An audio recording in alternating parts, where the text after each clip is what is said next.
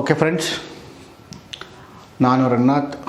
Last class ನಾನೇನು discussion ಮಾಡಿದ್ವಿ ಅಂದರೆ ಆಪರೇಟಿಂಗ್ ಸಿಸ್ಟಮ್ ಅಂದರೆ ಏನು, ಆಪರೇಟಿಂಗ್ ಸಿಸ್ಟಮ್ನ ಫಂಕ್ಷನ್ಸ್ ಬಗ್ಗೆ ನಾವು ಲಾಸ್ಟ್ ಕ್ಲಾಸ್ ಡಿಸ್ಕಷನ್ ಮಾಡಿದ್ವಿ. ಅದೇ ಕಂಟಿನ್ಯೂಷನ್ ಟಾಪಿಕ್ ಇವಾಗ. So operating systems, last class what we discussed, what is operating system and what are the functions of operating system.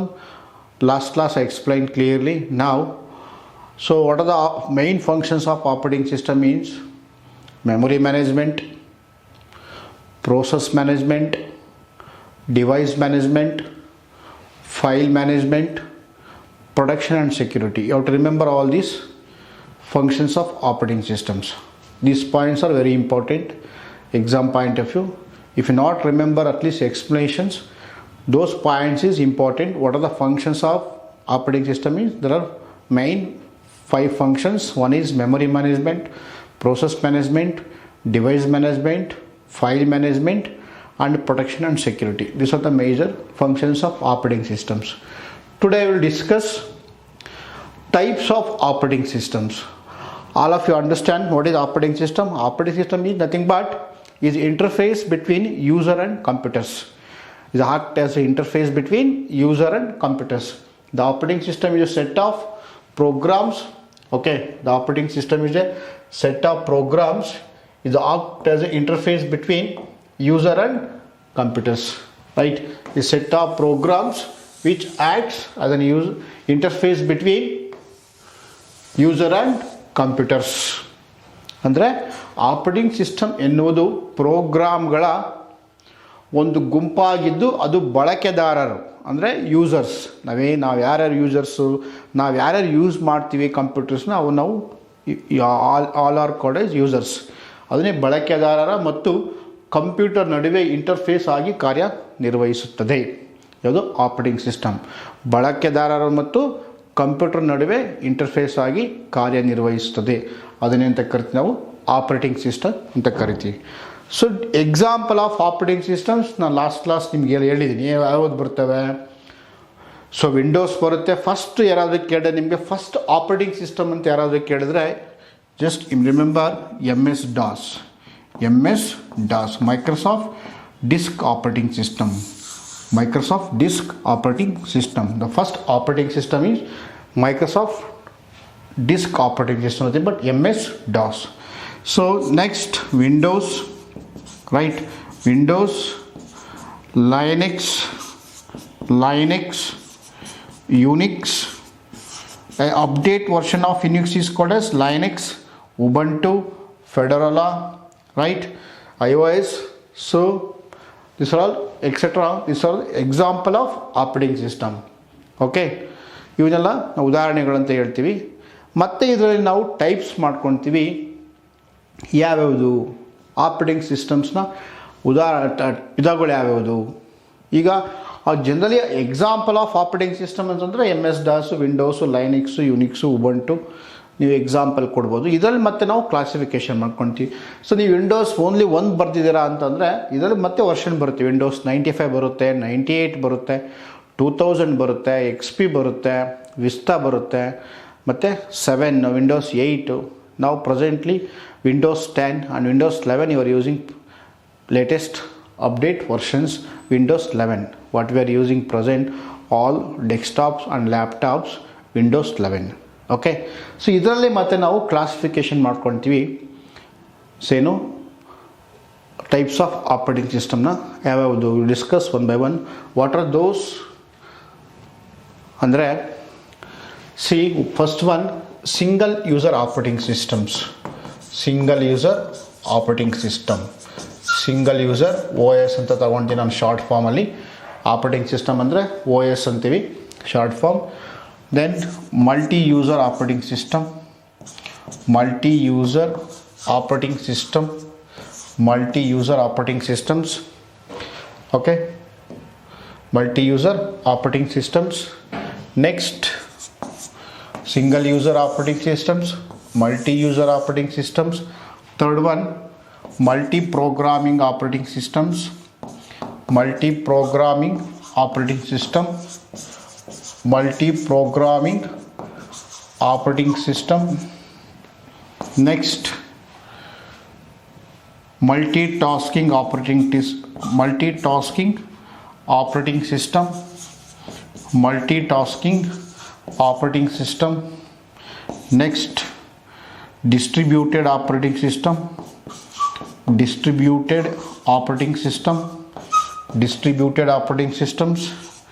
Next, real-time operating systems. Next, time-sharing operating system.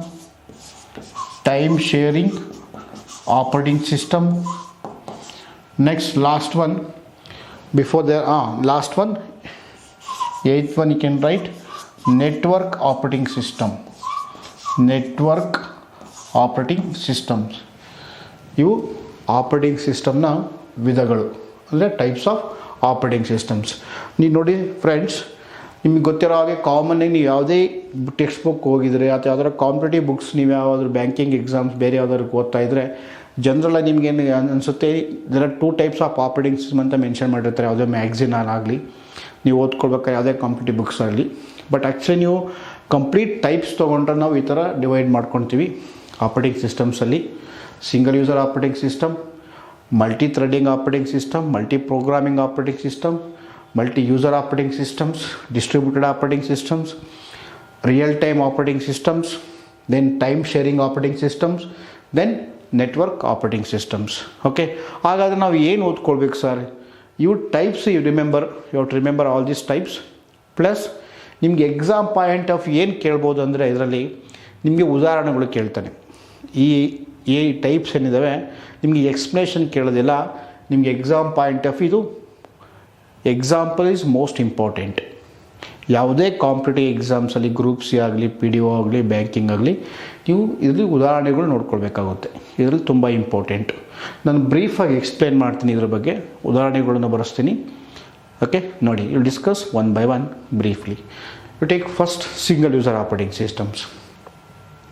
ಏನು single user operating system ಅಂದರೆ? A single user operating system is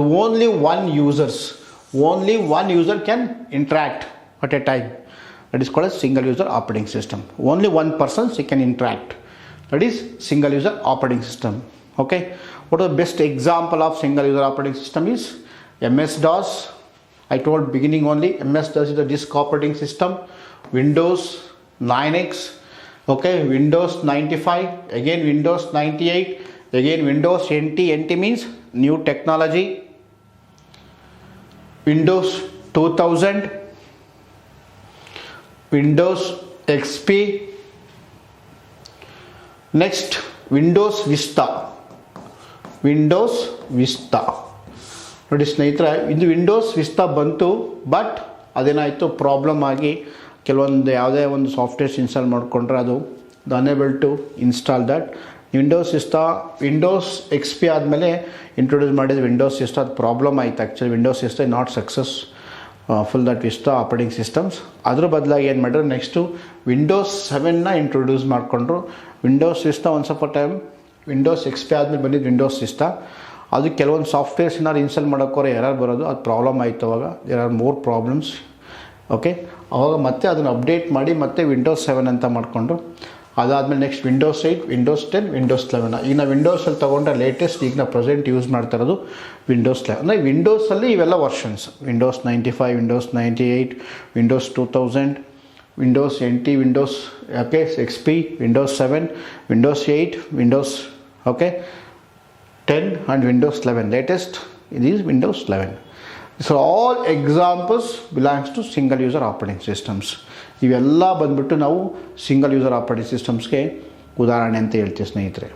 okay, ಅಂದರೆ ಏನು single user ಅಂದರೆ ಏಕ ಬಳಕೆದಾರರ ಕಾರ್ಯಾಚರಣೆ ವ್ಯವಸ್ಥೆ ಅಂತ ಕರಿತೀವಿ. ಆಪರೇಟಿಂಗ್ ಸಿಸ್ಟಮ್ ಅಂದ್ರೇನು? ಕಾರ್ಯಾಚರಣೆ ವ್ಯವಸ್ಥೆ ಅಂತ ಕರಿತೀವಿ. ಆಪರೇಟಿಂಗ್ ಸಿಸ್ಟಮ್ ಅಂದರೆ ಕಾರ್ಯಾಚರಣೆ ವ್ಯವಸ್ಥೆ ಅಂತ ಕರಿತೀವಿ ಕನ್ನಡದಲ್ಲಿ.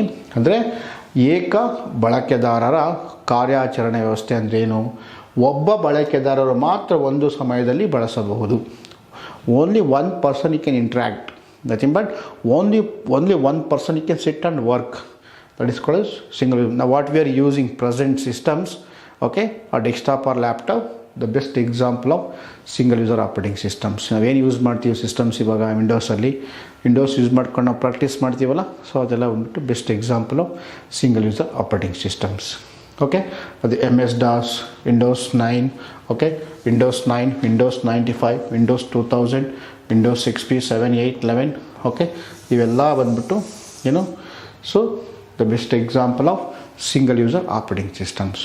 ಓಕೆ, ಸಿಂಗಲ್ ಯೂಸರ್ ಅಂದರೆ ಒಂದೇ one person he can interact, ಒಬ್ಬ ಬಳಕೆದಾರರು ಮಾತ್ರ ನಾವು ಸಿಸ್ಟಮ್ನ ಯೂಸ್ ಮಾಡ್ಬೋದು. ಅದನ್ನೇ ಅಂತ ಕರಿತೀವಿ ನಾವು single user operating system. Okay, so ಇಲ್ಲಿ ನೆಕ್ಸ್ಟ್ ನೋಡೋಣ ಮಲ್ಟಿ ಯೂಸರ್ ಆಪರೇಟಿಂಗ್ ಸಿಸ್ಟಮ್ಸ್. ಏನು ಮಲ್ಟಿ ಯೂಸರ್ ಅಂದರೆ, ನಾವೀಗ ಏನು ಡಿಸ್ಕಷನ್ ಮಾಡಿದ್ವಿ ಸಿಂಗಲ್ ಯೂಸರ್. ಮಲ್ಟಿ ಯೂಸರ್ ಅಂದರೆ you can work 2 or more users simultaneously. You can work 2 or more users simultaneously. That is called as multi-user operating systems. Okay, multi-user, you can access the computers concurrently 2 or more users. Multi-users, you can access the computers, nothing but more than one person you can sit and work. Okay, more than one person you can interact. Okay, 2 or more users. Okay, simultaneously you can access and work. So how is possible sir, ಇಬ್ಬರು ಹೆಂಗೆ ಕುತ್ಕೊಂಡು work ಮಾಡೋಕ್ಕಾಗುತ್ತೆ ಅಂತ ನಿಮಗೆ doubt ಬರ್ಬೋದು. So ನೋಡಿ, multi user ಅಂತಂದರೆ server ಇರುತ್ತೆ, ಆ ಸರ್ವರಲ್ಲಿ ಏನು ಮಾಡ್ತೀವಿ ನಾವು, ಓಕೆ, ಈ ಸರ್ವರಲ್ಲಿ ನಾವು ಆ multi user operating system install ಮಾಡ್ತೀವಿ. ಇನ್ಸ್ಟಾಲ್ ಮಾಡಿಬಿಟ್ಟು ಇಲ್ಲಿ ಕ್ಲೈಂಟ್ ಅಂತ ನಾವೇನು ಇಂಡಿವಿಜುವಲ್ PC ಏನು ಕೊಟ್ಟಿರ್ತೀವಿ ಅವನ್ನೆಲ್ಲ ಕ್ಲೈಂಟ್ ಸಿಸ್ಟಮ್ ಅಂತ ಕರಿತೀವಿ ಸ್ನೇಹಿತರೆ, ರೈಟ್. ಈ ಕ್ಲೈಂಟ್ ಸಿಸ್ಟಮ್ಗೆ ಏನು ಮಾಡ್ತೀವಿ, ಆ ಒಂದು ಸಿಸ್ಟಮ್ ಏನು ಮಾಡ್ತೀವಿ, ಇಲ್ಲಿಂದ ಆಕ್ಸೆಸ್ ಮಾಡ್ಕೊತೀವಿ, ಓಕೆ. ಇದು ಸರ್ವರ್ ಅಂತ ಕರಿತೀವಿ, ಇದನ್ನೇ ಅಂತ ಕರಿತೀವಿ ನಾವು ಸರ್ವರ್ ಅಂತ ತೊಗೊಳ್ತೀವಿ. ಇವೆಲ್ಲ ಸಿಂಗಲ್ ಪೀಸಸ್, ಇಂಡಿವಿಜುವಲ್ ಪೀಸಸ್. ಇದು ಕಂಪ್ಯೂಟರ್ A ಅಂತ ತೊಗೊಳ್ತೀನಿ, ಇದರ ಕಂಪ್ಯೂಟರ್ B, ಇದು computer C, computer A B C ಅಂತ ಅಲ್ಲಿ ನಾವು ಆ ಮಲ್ಟಿ ಯೂಸರ್ ಆಪರೇಟಿಂಗ್ ಸಿಸ್ಟಮ್ ಏನಿದೆ ಅಲ್ಲಿ ಇನ್ಸ್ಟಾಲ್ ಮಾಡಿಕೊಂಡು, ಸೊ ಅದರಿಂದ ಸರ್ವರಿಂದ ಏನು ಮಾಡ್ತೀವಿ ನಾವೆಲ್ಲ ಆಕ್ಸೆಸ್ ಮಾಡ್ಕೊತೀವಿ. ಸೊ ಆ ಥರ ವರ್ಕ್ ಆಗುತ್ತೆ. ಅದನ್ನೇ ಅಂತ ಕರಿತೀವಿ multi user operating systems. You can work more than 2 users simultaneously. Okay, so ಹೇಗಾದ್ರೆ ಎಕ್ಸಾಂಪಲ್ಸ್ ಯಾವುದು, ಉದಾಹರಣೆ ಯಾವುದು? The best example mainframe systems, right, and Linux, Ubuntu, Unix, Mac OS and Windows. Okay, you can write Windows 2003 server, you can write Windows 2003. Okay, server ಅಂತ ಏನು ಬರುತ್ತೆ ಸ್ನೇಹಿತರೆ ಅವೆಲ್ಲ ಬಂದ್ಬಿಟ್ಟು, so example of multi user operating systems. ನೋಡಿ, ಲೈನಿಕ್ಸ್, ಯುನಿಕ್ಸು, Ubuntu ಅಂತ ಎಲ್ಲರೂ ಇತ್ತು ಅಂದರೆ ಅವೆಲ್ಲ ಬಂದ್ಬಿಟ್ಟು ಮಲ್ಟಿ ಯೂಸರ್ ಆಪರೇಟಿಂಗ್ ಸಿಸ್ಟಮ್ಸ್ನ ಉದಾಹರಣೆ. ಓಕೆ, ಅದೇ ಬಹು ಬಳಕೆದಾರರ ಮಲ್ಟಿ ಯೂಸರ್ ಅಂತ ಕರಿತೀವಿ ನಾವು, ಬಹು ಬಳಕೆದಾರರ ಕಾರ್ಯಾಚರಣೆ ವ್ಯವಸ್ಥೆ, ಮಲ್ಟಿ ಯೂಸರ್ಸ್. ಬಹು ಬಳಕೆದಾರರು ಕಂಪ್ಯೂಟರನ್ನು ಏಕಕಾಲದಲ್ಲಿ ಪ್ರವೇಶಿಸಬಹುದು. ಉದಾಹರಣೆ ಯಾವ ಅಂದರೆ mainframe systems, Linux, Unix, okay, Windows, right. ವಿಂಡೋಸಲ್ಲಿ Windows 2003 ಅಂತ ಬರೋ ಸರ್ವರ್ ಅಂತ ಏನಿತ್ತು ಅಂದರೆ ದಟ್ ಇಸ್ ಕಾಲ್ಡ್ ಆಸ್, ಅವೆಲ್ಲ ಬಂದ್ಬಿಟ್ಟು example of multi user operating systems. Multi user MS-DOS Windows ಇತ್ತು ಸಿಂಗಲ್ ಯೂಸರ್ಸ್, ಲೈನಿಕ್ಸ್, ಯುನಿಕ್ಸ್ ಇತ್ತು ಅಂದರೆ that is called as multi user operating systems. Example of multi user operating systems, right. Next, multitasking operating system. Multitasking nothing but you can communicate 2 or more users simultaneously. That is called as multitasking operating system. Multitask nothing but communicate. Okay, you can interact 2 or more users. Okay, that is called as multitasking operating systems. Okay, means concurrently more than one process can be executed. Is called as, okay, multitasking operating systems. Right. So multitasking operating system means ಏನಂದರೆ ಏಕಕಾಲದಲ್ಲಿ ಒಂದಕ್ಕಿಂತ ಹೆಚ್ಚು ಪ್ರಕ್ರಿಯೆಯನ್ನು ನಾವು ಕಾರ್ಯಗೊಳಿಸಬಹುದು. ಅದೇ ಅಂತ ಕರಿತೀವಿ ನಾವು multitasking operating system. Examples, the best example of multitasking operating system is Linux. You can write Linux, right. Windows 95, Windows 95, and Unix. See, update version of Unix is called as Linux. The update version of Unix is called as Linux. Okay, so these are the example of multitasking operating system. Okay, ಇವನ್ನೆಲ್ಲ ಅಂತ ಕರಿತೀವಿ ನಾವು multitasking ಉದಾಹರಣೆ ಅಂತ ಕರಿತೀವಿ ಸ್ನೇಹಿತರೆ. Okay, so next ನೋಡೋಣ batch processing operating systems.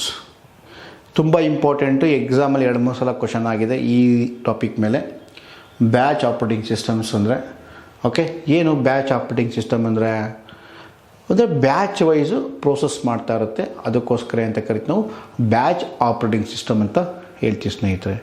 ಏನು ಹಾಗಾದರೆ a batch processing operating system or batch operating system, or you can say batch processing operating systems. Okay, a number of jobs okay, a number of jobs are put together and executed as a group. Once again I'll repeat, batch processing operating system, a number of jobs put together and executed as a group ಅಂದರೆ 10 members ಒಂದು job.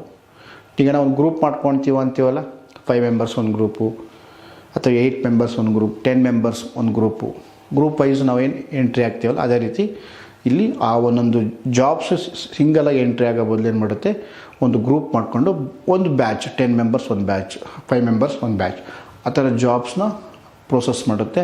ಅದಕ್ಕೆ ಅಂತ ಕರಿತೀವಿ ನಾವು batch processing operating system ಅಂತ ಹೇಳ್ತೀವಿ ಸ್ನೇಹಿತರೆ.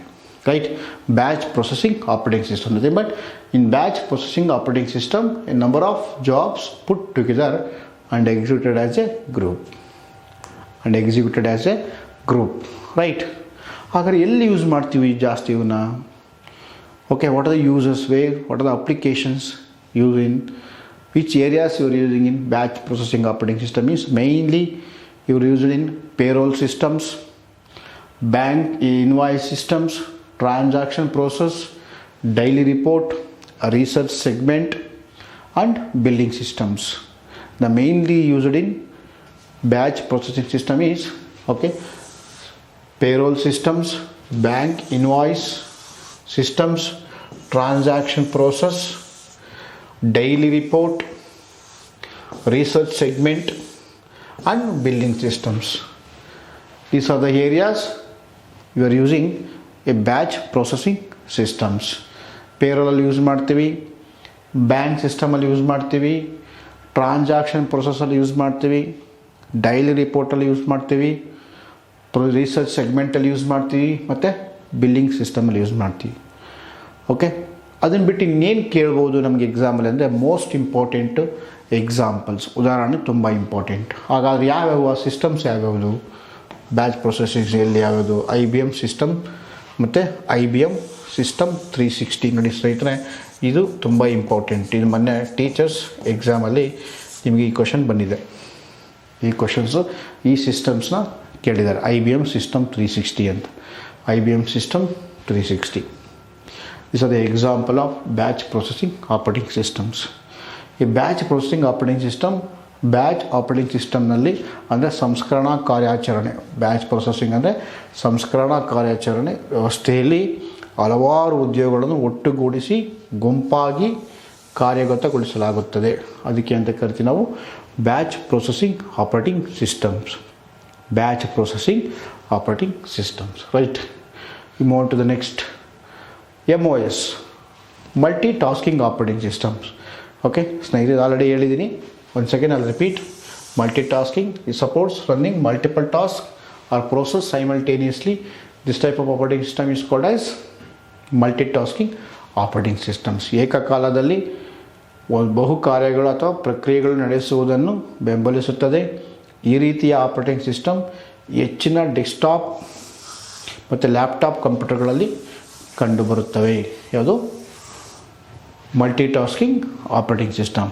Okay, ಅದು ಅಲ್ಲಿ ಹೇಳಿದ ಸ್ನೇಹಿತರೆ, ಮತ್ತೆ ರಿಪೀಟ್ ಆಗಿದೆ. Okay, next most important in exam point of view time sharing operating system or time sharing systems. It enables the people located at various terminals to use the systems at a particular time. It enables many people located at various terminals. Many peoples located at various terminals to use the system is called as particular time is called as time sharing systems. ಏನು ಇದು ವಿವಿಧ ಟರ್ಮಿನಲ್ಗಳಲ್ಲಿ ಮತ್ತು ನೆಲೆಗೊಂಡಿರುವ ಅನೇಕ ಜನರನ್ನು ನಿರ್ದಿಷ್ಟ ಸಮಯದಲ್ಲಿ ಈ ಸಿಸ್ಟಮನ್ನು ಬಳಸಲಾಗುತ್ತದೆ, ಶಕ್ತಗೊಳಿಸುತ್ತದೆ. ಈ ಥರ ನೋಡಿ, ಅದು CPU. ಒಂದು ಟೈಮ್ ಸ್ಲಾಟ್ ಇರುತ್ತೆ. ಯಾವುದೇ ಒಂದು ನಾವು ಜಾಬ್ ಪ್ರೊಸೆಸ್ ಮಾಡಬೇಕಾದ್ರೆ ವರ್ಡ್ ಆಗಲಿ, ಇಮೇಲ್ ಆಗಲಿ, ಬ್ರೌಸರ್ಸ್ ನಾವೇನು ಆ್ಯಕ್ಸೆಸ್ ಮಾಡ್ತಾಯಿದ್ದೀವಿ ಆಪರೇಟಿಂಗ್ ಸಿಸ್ಟಮಿಂದ ಅದೇನು ಮಾಡ್ತೀವಿ, ಅದು ಆ ಟೈಮ್ನ ಸ್ಲಾಟ್ ಮಾಡ್ತೀವಿ, ಇಷ್ಟು ಟೈಮು ಅಂತ. ಅದಕ್ಕೆ ಅಂತ ಕರಿತೀವಿ ನಾವು ಟೈಮ್ ಶೇರಿಂಗ್ ಸಿಸ್ಟಮ್ ಅಂತ ಮಾಡ್ತೀವಿ, ಟೈಮ್ ಶೇರಿಂಗ್ ಆಪರೇಟಿಂಗ್ ಸಿಸ್ಟಮ್ಸ್. ಹಾಗಾದ್ರೆ ಎಕ್ಸಾಂಪಲ್ಸ್ ಯಾವುದು most important in exam point of view? Multics, Unix, Linux, TOPS 20 or DEC, Windows NT server, Windows 2000 server, TOPS DEC. So these are the examples of time sharing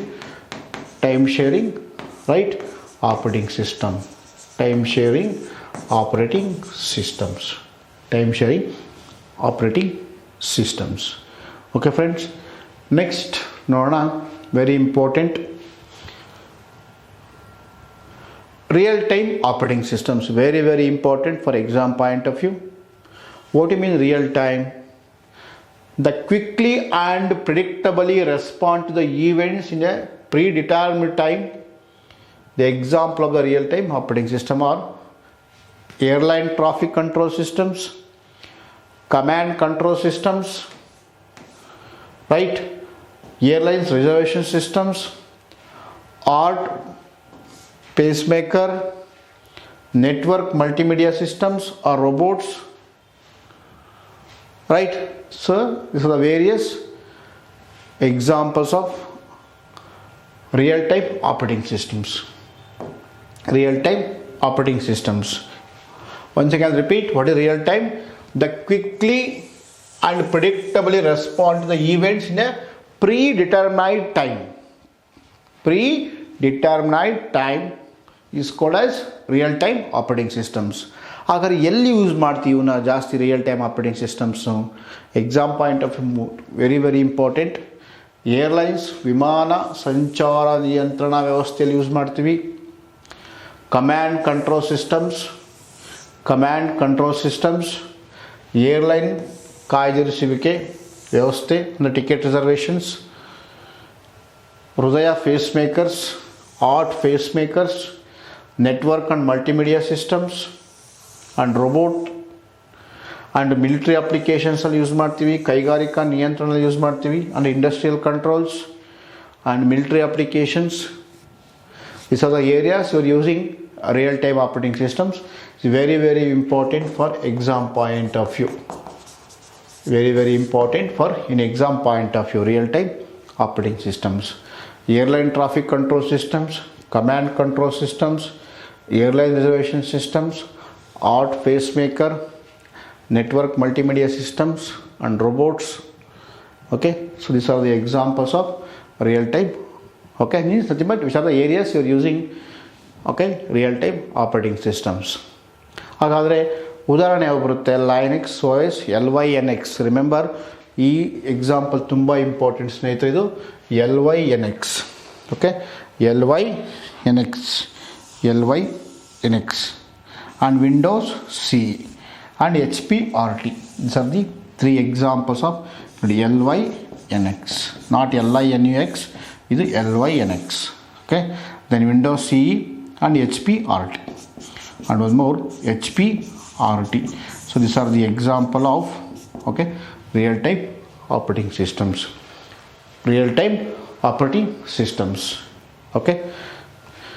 Next, other than this ಇನ್ಯಾವ ಬರ್ತವೆ real time operating ಸಿಸ್ಟಮ್ಸಲ್ಲಿ? ಸ್ವಲ್ಪ ಏನಾದ್ರು questions ಡೆಪ್ತಾಗಿ ತೆಗೆದ್ರೆ ಇವು ಸ್ವಲ್ಪ examples ನೀವು concentrate ಮಾಡಬೇಕಾಗುತ್ತೆ. DOS, embOS, free RTOS, Integrity, ಅವರು ಡೆವಲಪ್ ಮಾಡಿದ್ರು Green Hill softwares, Lynx software technology, Lynx OS, and MQX Philips NXP, and Nucleus Mentor Graphics ಅವ್ರು ಮಾಡಿದ್ದಾರೆ. ಮತ್ತು ನ್ಯೂಟ್ರಿನೋ ಬ್ಲ್ಯಾಕ್ಬರಿ ಅವ್ರ ಕಂಪ್ನಿಯವ್ರು ಮಾಡಿರೋದು. ThreadX Microsoft Express Logic. ಇದರಲ್ಲಿ ಒಂದು ಇಂಪಾರ್ಟೆಂಟು ಒಂದು ಮೂರನ್ನ ಜ್ಞಾಪಕ ಇಟ್ಕೊಳ್ಬೇಕಾಗುತ್ತೆ ನೀವು. ಒಂದು ಇಂಟಿಗ್ರಿಟಿ ಒಂದು ನೋಡ್ಕೊಳ್ಳಿ, ಇನ್ನೊಂದು ಇದೊಂದು DDC1 ಆ್ಯಂಡ್ ಒಂದು ಮೂರು ಲೈನೆಕ್ಸ್. ಇದೊಂದು ಈ ಮೂರು ತುಂಬ ಇಂಪಾರ್ಟೆಂಟ್. ಅದ್ರ ಜೊತೆಗೆ ನೀವೇನಾದ್ರು ಜ್ಞಾಪಕ ಇಟ್ಕೊಂಡಂಗಿದ್ರೆ nucleus. These are the examples, most important examples of real time operating systems. ಇವು ಉದಾಹರಣೆಗಳು, ಈ ರಿಯಲ್ ಟೈಮ್ ಆಪರೇಟಿಂಗ್ ಸಿಸ್ಟಮ್ಸ್ಗೆ ಉದಾಹರಣೆಗಳು. ರೈಟ್. ಸೊ ನೆಕ್ಸ್ಟ್ ಏನು ಇನ್ನೆಲ್ಲಿ ಯೂಸ್ ಮಾಡ್ತಾರೆ ಜಾಸ್ತಿ ಇದನ್ನು ಅಂದರೆ, ಅವರು ಪೂರ್ವ ನಿರ್ಧರಿತ ಸಮಯದಲ್ಲಿ ಘಟನೆಗಳಿಗೆ ತ್ವರಿತವಾಗಿ ಮತ್ತು ನಿರೀಕ್ಷಿತವಾಗಿ ಪ್ರತಿಕ್ರಿಯಿಸುತ್ತಾರೆ. ಕನ್ನಡದಲ್ಲಿ ಏನು ಹೇಳ್ತೀವಿ, real time operating system. What is real time operating system means, ಪೂರ್ವ ನಿರ್ಧರಿತ ಸಮಯದಲ್ಲಿ ಘಟನೆಗಳಿಗೆ ತ್ವರಿತವಾಗಿ ಮತ್ತು ನಿರೀಕ್ಷಿತವಾಗಿ ಪ್ರತಿಕ್ರಿಯಿಸುತ್ತವೆ. ನೈಜ ಸಮಯದ ಆಪರೇಟಿಂಗ್ ಸಿಸ್ಟಮ್ಗಳಂದೇನು, ರಿಯಲ್ ಟೈಮ್ ಅಂದರೆ ನೈಜ ಸಮಯ ಅಂತ ಕರಿತೀವಿ. ರಿಯಲ್ ಟೈಮ್ ಅಂದರೆ ಅಂತ ಕರಿತೀವಿ ನಾವು, ನೈಜ ಸಮಯ. Real time operating system means ನೈಜ ಸಮಯ. ಓಕೆ, ಕಾರ್ಯನಿರ್ವಹಣೆ ವ್ಯವಸ್ಥೆ ಅಂತಲೂ ಕರಿತೀವಿ. ಇಲ್ಲಿ ಯೂಸ್ ಮಾಡ್ತೀವಿ, ವಿಮಾನ ಸಂಚಾರ ನಿಯಂತ್ರಣ ವ್ಯವಸ್ಥೆಗಳಲ್ಲಿ ಯೂಸ್ ಮಾಡ್ತೀವಿ, ಕಮ್ಯಾಂಡ್ ಕಂಟ್ರೋಲ್ ಸಿಸ್ಟಮಲ್ಲಿ ಯೂಸ್ ಮಾಡ್ತೀವಿ, ಏರ್ಲೈನ್ಸ್ ರಿಸರ್ವೇಷನ್ ಯೂಸ್ ಮಾಡ್ತೀವಿ, ಹಾರ್ಟ್ ಫೇಸ್ ಮೇಕರಲ್ಲಿ ಯೂಸ್ ಮಾಡ್ತೀವಿ, ಮತ್ತು ನೆಟ್ವರ್ಕ್ ಮಲ್ಟಿಮೀಡಿಯಾ ಮತ್ತು ರೋಬೋಟಲ್ಲಿ ನಾವು ಇವನ್ನ ಯೂಸ್ ಮಾಡ್ತೀವಿ. ಅದೇ ಅಂತ ಕರಿತೀವಿ real time operating systems. Okay friends, will move to next operating systems. Distributed operating systems. ಏನು ಡಿಸ್ಟ್ರಿಬ್ಯೂಟೆಡ್ ಆಪರೇಟಿಂಗ್ ಸಿಸ್ಟಮ್ ಅಂದರೆ, the distributed operating system data can be stored and processed on multiple locations. Data can be stored and processed in multiple locations. It uses multiple central processor, serve multiple real-time applications. Data processing jobs are distributed among the processor according to their efficiency. Simultaneously, they will distribute each among all the users. That is called as distributed operating system. Data can be stored and processed in multiple locations, not in single location, multiple locations. It uses multiple central processor to serve multiple real-time applications. The data processing jobs are distributed among the processor according to their efficiency. Data processing are distributed among the processors according to their efficiency. You know what processor you are using, based on that you can access your applications. That is called as distributed operating system. Distributed operating system. Distributed operating system. Distributed operating system. ಏನು distributed operating system? ಡೇಟಾವನ್ನು ಅನೇಕ ಸ್ಥಳದಲ್ಲಿ ಸಂಗ್ರಹಿಸಬಹುದಾದ, ಪ್ರಕ್ರಿಯೆಗೊಳಿಸಬಹುದು ಮತ್ತು ಬಹು ನೈಜ ಸಮಯದ ಅಪ್ಲಿಕೇಶನ್ಗಳನ್ನು ಪೂರೈಸಲು ಇದು ಬಹಳ ಕೇಂದ್ರಿತ ಪ್ರೊಸೆಸರ್ಗಳನ್ನು ಬಳಸುತ್ತದೆ. ಡೇಟಾ ಸಂಸ್ಕರಣಾ ಕಾರ್ಯಗಳನ್ನು ಪ್ರೊಸೆಸರ್ಗಳ ದಕ್ಷತೆಗೆ ಅನುಗುಣವಾಗಿ ಇದು ಕಾರ್ಯನಿರ್ವಹಿಸುತ್ತದೆ. How it works? Distributed operating system means ಆ ಪ್ರೊಸೆಸರ್ಸ್ ಏನು ಕೆಪಾಸಿಟಿ ಇರುತ್ತೆ ಅದರ ಮೇಲೆ ಏನಾಗುತ್ತೆ, ಇದು ಕೆಲಸ ಮಾಡುತ್ತೆ. ಅದನ್ನೇ ಅಂತ ಕರಿತೀವಿ ನಾವು distributed operating systems. Distributed operating. You can remember only one point in last point. Data processing jobs are distributed among the processor according to their efficiency. You remember only one point for an exam point of view. Distributed operating systems, right? Nothing but data ಸಂಸ್ಕರಣಾ ಕಾರ್ಯಗಳನ್ನು ಪ್ರೊಸೆಸರ್ಗಳ ದಕ್ಷತೆಗೆ ಅನುಗುಣವಾಗಿ ಅದು ವಿತರಿಸಲಾಗುತ್ತದೆ. Right. Nothing but application ನಾವೇನು access ಮಾಡ್ತೀವಿ, ನಾವೇನು use ಮಾಡ್ತೀವಿ, ಆ ಸರ್ವರಿಂದ ಏನು ಆಕ್ಸೆಸ್ ಮಾಡ್ಕೊಳ್ತೀವಿ, ಆ ಪ್ರೊಸೆಸರ್ ಸ್ಪೀಡ್ ಎಷ್ಟಿರುತ್ತೆ, ಎಫಿಷಿಯನ್ಸಿ ಎಷ್ಟಿರುತ್ತೆ, ಅದರ ಮೇಲೆ ಅದು ನಾವು ಪ್ರೊಸೆಸ್ ಮಾಡುತ್ತೆ. ಅದನ್ನೇ ಅಂತ ಕರಿತೀವಿ ನಾವು ಡಿಸ್ಟ್ರಿಬ್ಯೂಟೆಡ್ ಆಪರೇಟಿಂಗ್ ಸಿಸ್ಟಮ್ಸ್. ರೈಟ್. ಹಾಗಾದರೆ ವಾಟ್ ಆರ್ ದ ಎಕ್ಸಾಂಪಲ್? ಎಲ್ಲಿ ಯೂಸ್ ಮಾಡ್ತೀವಿ ಜಾಸ್ತಿ ಇದನ್ನು? ATMsಲ್ಲಿ ಯೂಸ್ ಮಾಡ್ತೀವಿ ಸ್ನೇಹಿತರೆ. ಇದನ್ನು ಎಲ್ಲಿ ಯೂಸ್ ಮಾಡ್ತೀವಿ? ಡಿಸ್ಟ್ರಿಬ್ಯೂಟೆಡ್ ಆಪರೇಟಿಂಗ್ ಸಿಸ್ಟಮ್ನ mainly used in ATMs. Okay. What is ATM? ATM means ATM stand for automatic teller machines. ATM stand for automatic teller machines. Okay, so ATM centers of a bank or the classic example of application of distributed operating systems. Distributed ಎಲ್ಲಿ ಜಾಸ್ತಿ use ಮಾಡ್ತೀವಿ ಈ distributed operating system ಅಂದರೆ ಬ್ಯಾಂಕಿಂಗಲ್ಲಿ, ATMನಲ್ಲಿ use ಮಾಡ್ತೀವಿ. ಬ್ಯಾಂಕಿನ ATM ಕೇಂದ್ರಗಳ ವಿತರಣಾ ಕಾರ್ಯಾಚರಣೆ ವ್ಯವಸ್ಥೆಗಳು ಅನ್ವಯಕ್ಕೆ ಒಂದು ಶ್ರೇಷ್ಠ ಉದಾಹರಣೆ ಆಗಿದೆ. ಓಕೆ, ಅದು ಬಿಟ್ಟರೆ ಬೇರೆಯಲ್ಲಿ ಯೂಸ್ ಮಾಡ್ತೀವಿ, ನೆಟ್ವರ್ಕ್ ಅಪ್ಲಿಕೇಶನ್ಸಲ್ಲಿ ಯೂಸ್ ಮಾಡ್ತೀವಿ, ಟೆಲಿಕಮ್ಯುನಿಕೇಷನ್ ನೆಟ್ವರ್ಕ್ಸಲ್ಲಿ ಯೂಸ್ ಮಾಡ್ತೀವಿ, ರಿಯಲ್ ಟೈಮ್ ಪ್ರೊಸೆಸಲ್ಲಿ ಯೂಸ್ ಮಾಡ್ತೀವಿ, ಮತ್ತು ಪ್ಯಾರಲಲ್ ಕಂಪ್ಯೂಟೇಷನ್ಸಲ್ಲಿ ಯೂಸ್ ಮಾಡ್ತೀವಿ. ನೆಟ್ವರ್ಕ್ ಅಪ್ಲಿಕೇಶನ್ಸ್, ದೂರ ಸಂಪರ್ಕ ಜಾಲಗಳು, ನೈಜ ಸಮಯದ ಪ್ರಕ್ರಿಯೆಗಳು ಮತ್ತು ಸಮಾನಾಂತರ ಲೆಕ್ಕಾಚಾರ್ಸ್ ಇವೆಲ್ಲ ಬಂದ್ಬಿಟ್ಟು ಅಂತ ಕರಿತೀವಿ ನಾವು. So these are the areas you are using. Okay, distributed operating system, distributed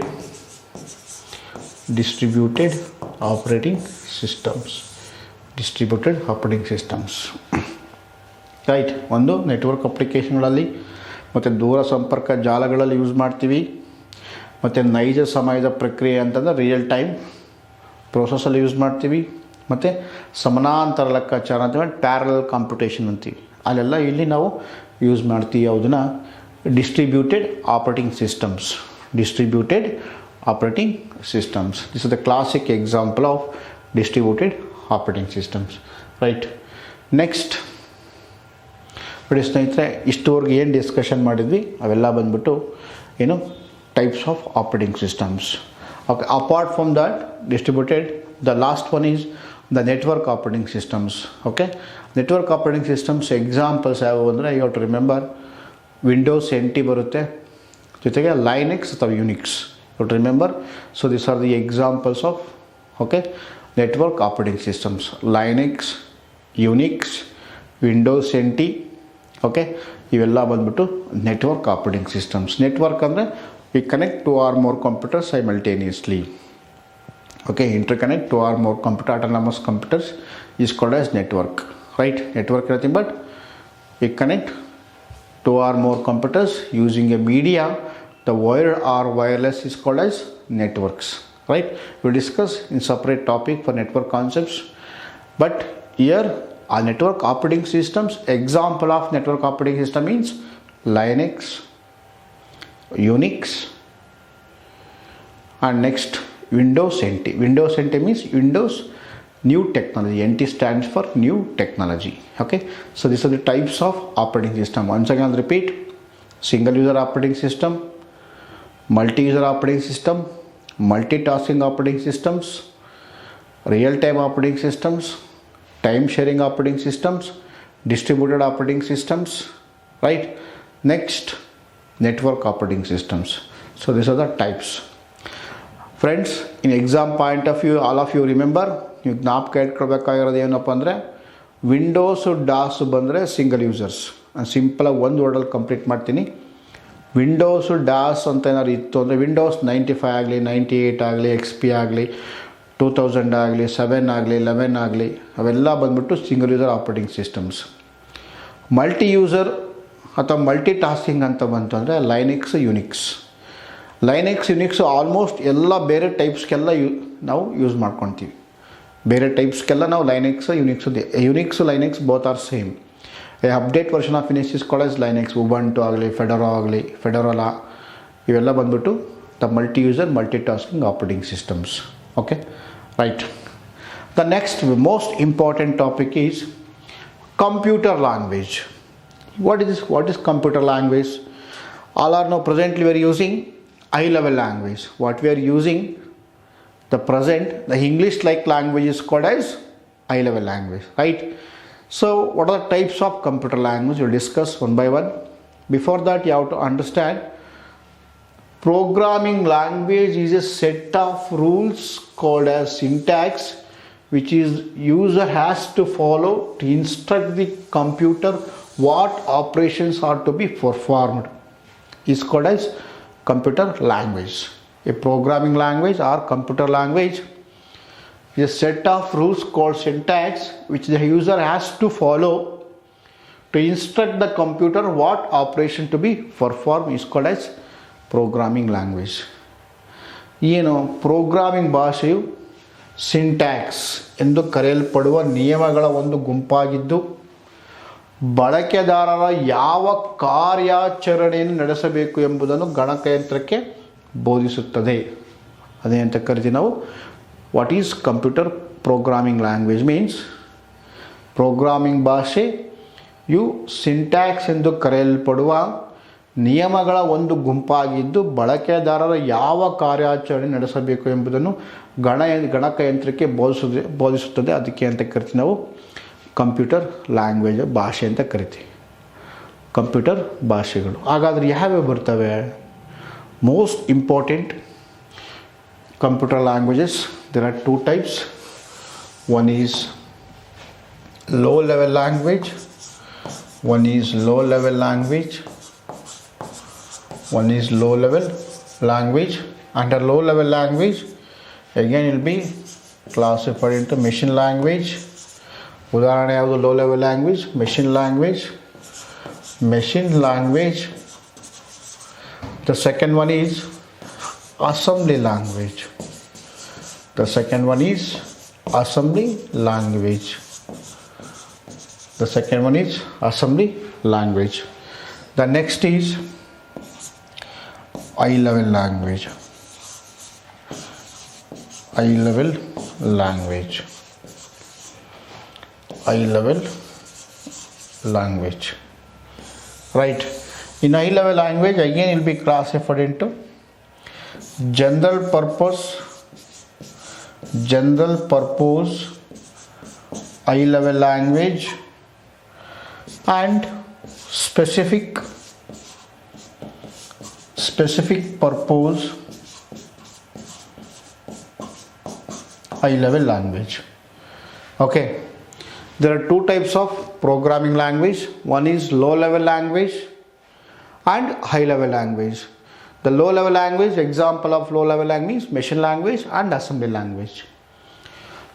High level language means, in that again it will be classified into general purpose high level language and specific purpose high level language. We will discuss one by one. Very very important programming language. One question compulsory in any exams, any competitive exam, computer related papers. Right. ಏನು low level language ಅಂದರೆ ಏನು? Low level language but machine dependent language. Low level language means is A machine dependent language. What mean machine dependent? ನೋಡಿ ಸ್ನೇಹಿತರೆ, simple ಆಗಿ ಹೇಳ್ತೀನಿ. Machine dependent ಅಂದರೆ, ನಿಮ್ಮಲ್ಲಿ Windows 11 operating system ಇದೆ. ನೀನು ಯಾವುದೋ ಒಂದು ಪ್ರೋಗ್ರಾಮ್ಸ್ ಅಥವಾ ಒಂದು ಸಾಫ್ಟ್ವೇರ್ ಡೆವಲಪ್ ಮಾಡ್ತೀಯ ಅಲ್ವಾ? ಆ ಸಾಫ್ಟ್ವೇರ್ಸ್ ಏನು ಕೋಡ್ ಬರೆದಿದೆಯಾ, ಆ ಸಾಫ್ಟ್ವೇರ್ಸ್ ಏನು ಡೆವಲಪ್ ಮಾಡಿದೆಯಾ. ಇನ್ನೊಂದು ನಿಮ್ಮ ಮನೆ ನಿಮ್ಮ ಫ್ರೆಂಡ್ ಯಾವುದೋ ಒಂದು ಓಲ್ಡ್ ಸಿಸ್ಟಮ್ ಇರುತ್ತೆ, ಲೋ ಕಾನ್ಫಿಗರೇಷನ್ಸ್ ಇರುತ್ತೆ. ಅದು ವಿಂಡೋಸ್ 2000 ಅಥವಾ ವಿಂಡೋಸ್ XP ಯಾವುದೋ ಇರುತ್ತೆ. ಅದು ಯಾವುದೋ ಬೇರೆ ಲೋ ಕಾನ್ಫಿಗರೇಷನ್ ಅಂದರೆ Pentium 4 ಅಥವಾ ಯಾವುದೋ ಬೇರೆ ಸಿಸ್ಟಮ್ ಇರುತ್ತೆ. ಈ ಸಾಫ್ಟ್ವೇರ್ ತೊಗೊಂಡೋಗ್ಬಿಟ್ಟು ನೀನು ಆ ಸಿಸ್ಟಮ್ಸಲ್ಲಿ ಇನ್ಸ್ಟಾಲ್ ಮಾಡಿಕೊಂಡ್ರೆ ವರ್ಕ್ ಆಗೋದಿಲ್ಲ. ಅದಕ್ಕೆ ಅಂತ ಕರಿತೀವಿ ಮೆಷಿನ್ ಡಿಪೆಂಡೆಂಟ್ ಅಂತೀವಿ. That is called as machine dependent.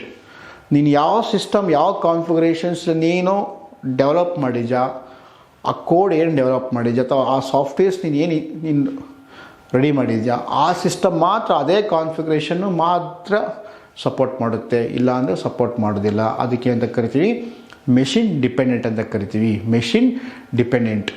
The best example of low level language is machine language and assembly language.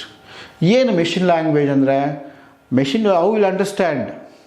Machine will understand binary language. What is binary? Binary means zeros and ones.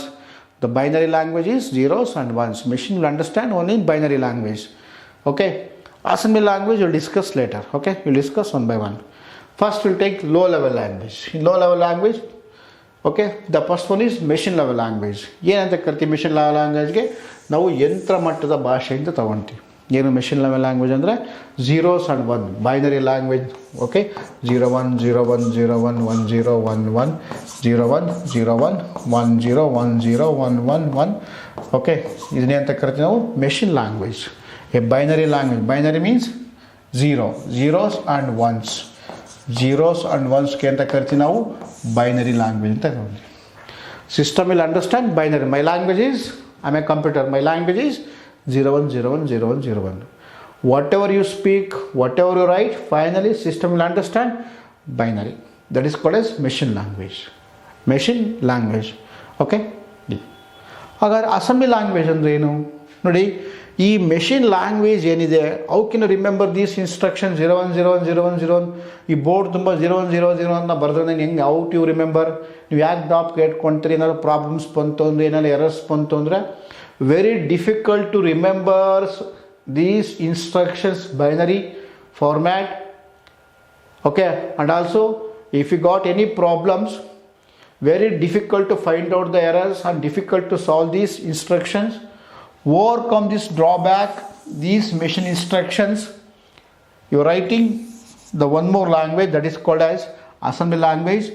Instead of writing 010101 format, I can write add for additions, sub for subtraction, mult for multiplications, okay, DI for divisions, alt for stop, STA for store, okay, push for to push the elements, pop, nothing but to pop the elements like this.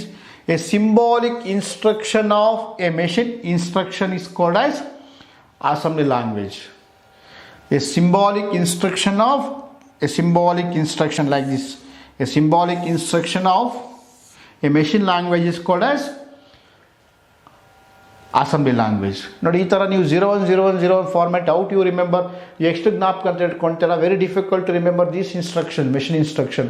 ಅದಕ್ಕೆ ಏನು ಮಾಡ್ತೀವಿ ನಾವು, ಈ ಥರ ಬರ್ಕೊಳ್ತೀವಿ. ಅಡಿಷನ್ಗೆ okay, for addition add ಅಂತ ADD ಅಂತ ಬರ್ಕೊಳ್ಳೋದು, ಸಬ್ಟ್ರಾಕ್ಷನ್ಗೆ ಕಳೆಯೋದಕ್ಕೆ ಸಬ್ ಅಂತ ತೊಗೊಳ್ತೀವಿ, ಮಲ್ಟಿಪ್ಲಿಕೇಷನ್ಗೆ MULT ಅಂತ ತೊಗೊಳ್ತೀವಿ, DI ಡಿವಿಷನ್ನು, ಸ್ಟಾಪ್ಗೆ ಹಾಲ್ಟ್ ಅಂತ HALT ಹಾಲ್ಟ್, ಆ್ಯಂಡ್ ಸ್ಟೋರ್ಗೆ STA. ಈ ಥರ ಒಂದು ಸಿಂಬಾಲಿಕ್ ಇನ್ಸ್ಟ್ರಕ್ಷನ್ ಬರ್ಕೊಳ್ಳೋದಕ್ಕೆ ಅಂತ ಕರಿತೀವಿ ನಾವು, that is called as assembly language. ಈ ಸಿಂಬಾಲಿಕ್ ಇನ್ಸ್ಟ್ರಕ್ಷನ್ ಇದನ್ನು ನಾವೇಂತ ಕರಿತೀವಿ? ನೆಮೋನಿಕ್ಸ್ ಅಂತ ಕರಿತೀವಿ ಸ್ನೇಹಿತರೆ. ವೆರಿ ವೆರಿ ಇಂಪಾರ್ಟೆಂಟ್, ನೆಮೋನಿಕ್ಸ್ ಇದು ತುಂಬ ಇಂಪಾರ್ಟೆಂಟು. ಒಂದ್ಸಲ ಎಕ್ಸಾಮಲ್ಲಿ ಕೇಳಿದ್ದಾನೆ, ವಾಟ್ ಈಸ್ ನೆಮೋನಿಕ್ಸ್ ಅಂತ ಕೇಳಿದ್ದಾನೆ ಸ್ನೇಹಿತರೆ. What is mnemonic? A symbolic instruction of a machine language. A symbolic instruction of a machine instruction is called as mnemonics. ಇದೊಂದ್ಸಲ ಎಕ್ಸಾಮಲ್ಲಿ ಕೇಳಿದ್ದಾನೆ, ವಾಟ್ ಈಸ್ ನೆಮೋನಿಕ್ಸ್ ಅಂತ. Very very important. What is mnemonics? A symbolic instruction of a machine language is called as mnemonics. I can write once again,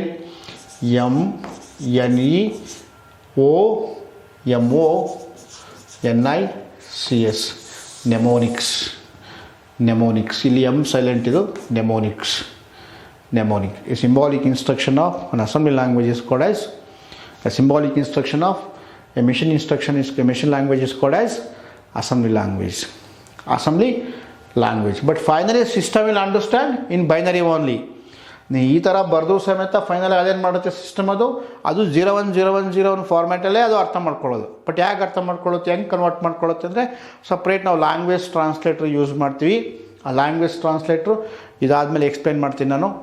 ಈಗ ನೀವು ತಿಳ್ಕೊಳ್ಬೇಕಾದ್ರೆ low level language but ಇದು machine dependent language. ಅದರಲ್ಲಿ ಯಾವ್ಯಾವ ಬರುತ್ತೆ? Machine language ಮತ್ತು assembly language. Machine language ಅಂದರೆ binary ಅಂದರೆ zeros and ones. Hi how are you ಅಂತ ಬರೆದು ಅದು 010101 ಫಾರ್ಮ್ಯಾಟ್ಗೆ ಕನ್ವರ್ಟ್ ಮಾಡ್ಕೊಳ್ಳುತ್ತೆ. ಓಕೆ, ಸೊ ಈ ಥರ ನಾವು very difficult to remember these instruction. ಅದಕ್ಕೆ ಏನು ಮಾಡಿವಿ, ಸ್ವಲ್ಪ ಮಾಡಿಫೈ ಮಾಡ್ಕೊಂಡ್ವಿ ಈ ಥರನ. ಅದಕ್ಕೆ ಅಂತಕ್ಕ that is called as assembly language. A symbolic instruction of a machine instruction is called as mnemonics. ಅದನ್ನೇ ಅಂತ ಕರಿತೀವಿ, that is called as assembly language. Very very important.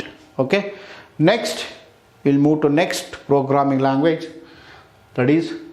So ಹಾಗಾದ್ರೆ ಒಂದು ಇದು ನೋಡಿ, ಈ ಇನ್ಸ್ಟ್ರಕ್ಷನ್ ನೋಡ್ಕೊಳ್ಳಿ. ಯಾವುದು ಅಸೆಂಬ್ಲಿ ಲ್ಯಾಂಗ್ವೇಜ್. ಆ ಥರ ಬರಿತೀವಿ. ಮೂವ್ ಅಂದರೆ data from one location to other locations, add for two values together, ADD for add for, and sub for subtract one value from another value, push data to the stack, pop data to the stack, jump to another locations, and INT interrupt process. Again HALT for alt, okay, for alting, and STF for store. Okay, like this you're writing a symbolic instruction. This instruction is called as mnemonics.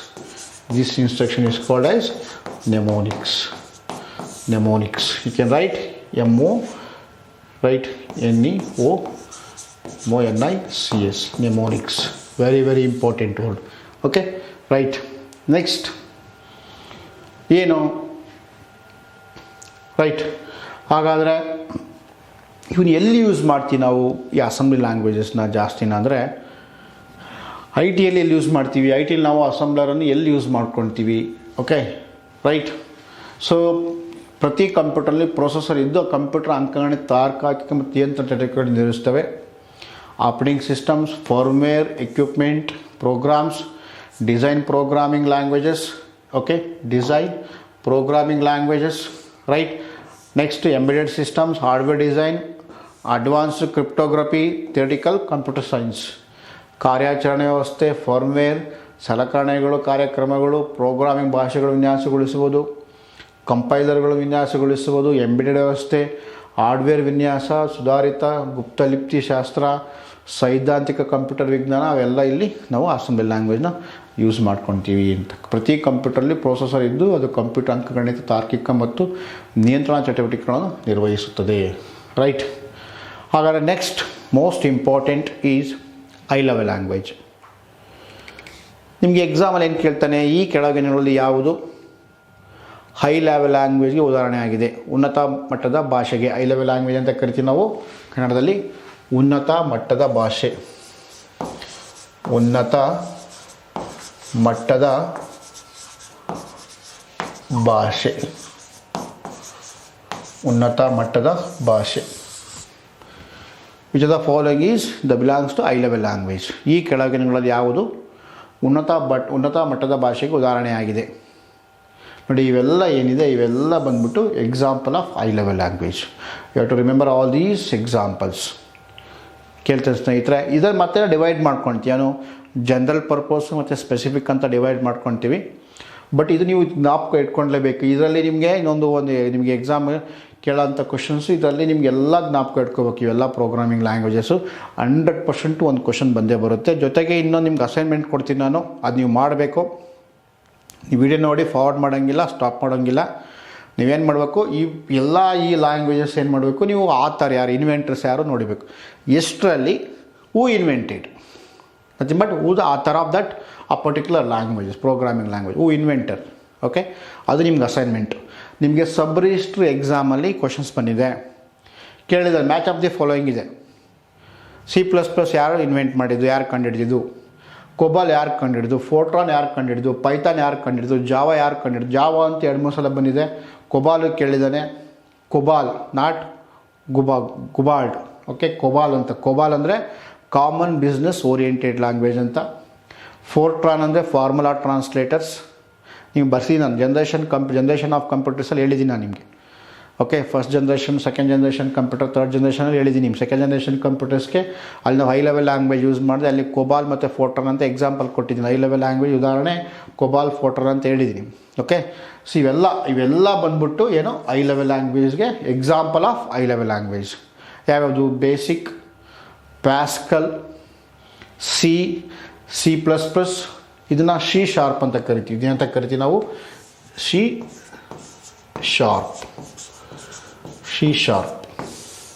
ಈ ಥರ ಬರ್ಕೊಳ್ತೀವಿ. ಅದನ್ನು C# symbol use ಮಾಡ್ತೀವಿ. ಇದನ್ನ ಎಂತ ಕರಿತೀವಿ?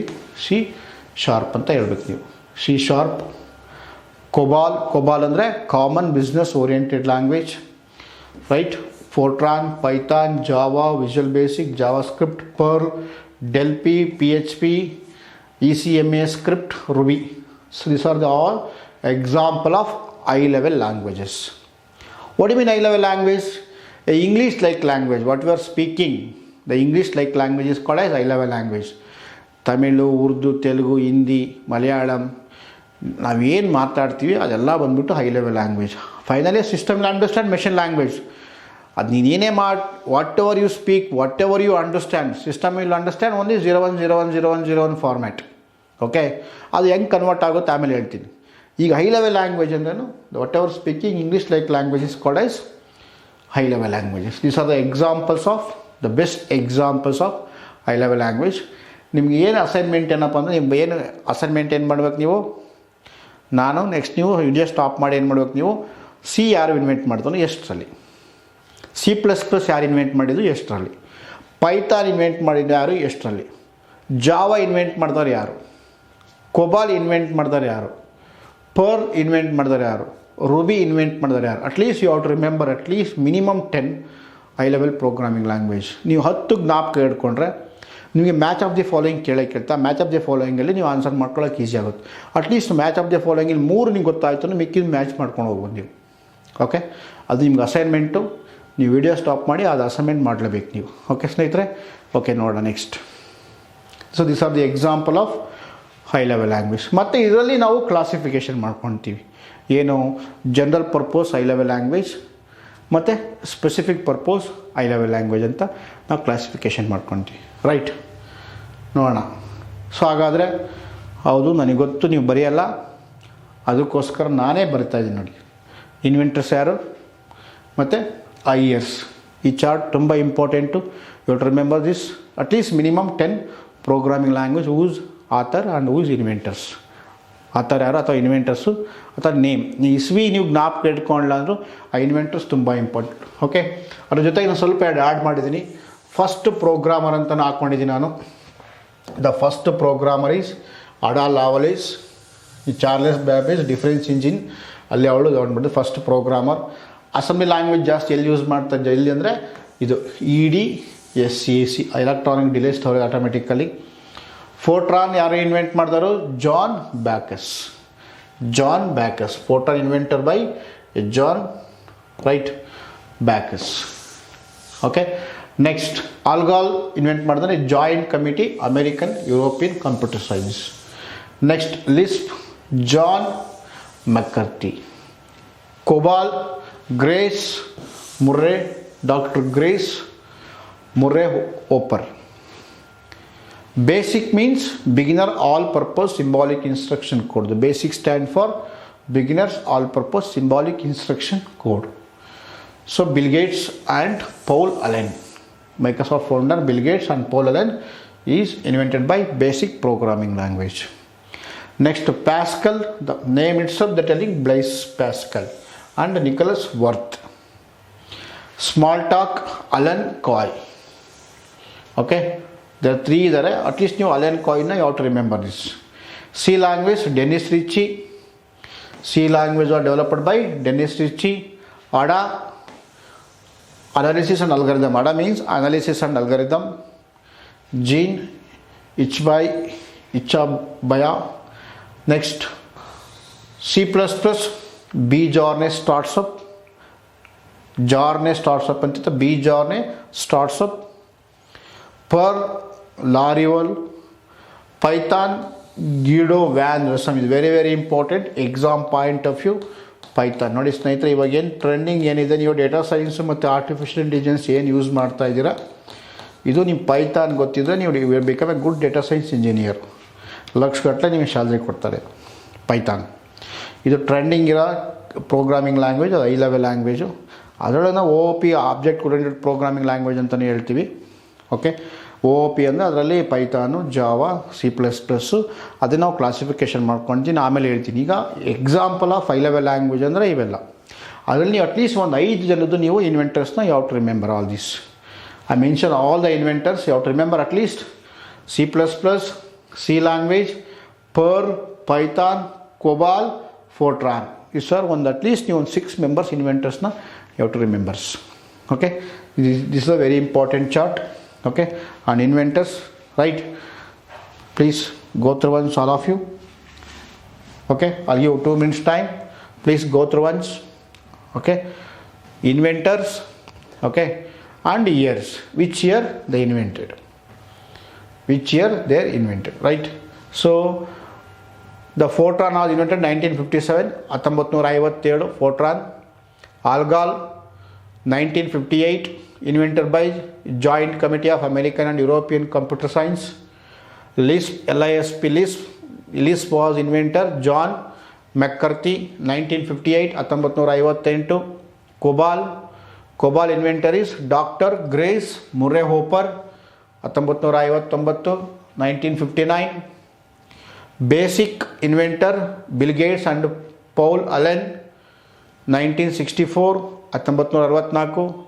Pascal the Pascal inventor, the Blaise Pascal and Niklaus Wirth. ಎಲ್ಲ ನಿಮ್ಮೆಲ್ಲ text ಬುಕ್ಕಲ್ಲಿ ನಿಕೋಲಸ್ ಅಂತ ಕೊಟ್ಟಿದ್ದೀನಿ, ಯಾವ್ದಾರು ನೀವು ಬುಕ್ಸ್ ರೆಫರ್ ಮಾಡ್ತಾ ಇದ್ರೆ. ಸೊ ಇಯರ್ ಬಂದ್ಬಿಟ್ಟು 1970, 1970. Smalltalk, very important. Alan Kay, Goldberg, Dan Ingalls, 1972, 1972. C language, very very important. Dennis Ritchie ಮತ್ತು ಇನ್ನೊಬ್ಬಿದ್ದಾನೆ ಕೆನ್ ಥಾಮ್ಸನ್ ಅಂತ ನೀವು ಬೇಕಾದ್ರೆ ಆಡ್ ಮಾಡ್ಕೋಬೋದು. ಈ ಸಿ ಲ್ಯಾಂಗ್ವೇಜ್ನ ಡೆನ್ನಿಸ್ ರಿಚ್ಚಿ ಮತ್ತು ಕೆನ್ ಥಾಮ್ಸನ್ ಅಂತ ಈ ಎರಡು ಹೇಳ್ತೀವಿ. ಅಟ್ಲೀಸ್ಟ್ ನೀವು ಡೆನ್ನಿಸ್ ರಿಚ್ಚಿನ you have to remember. Dennis Ritchie and Ken Thompson. Ken, KENTHOMSON, Thompson, Ken Thompson. At least ನೀವು you have to remember Dennis Ritchie. Okay, Dennis ರಿಚ್ಚಿ.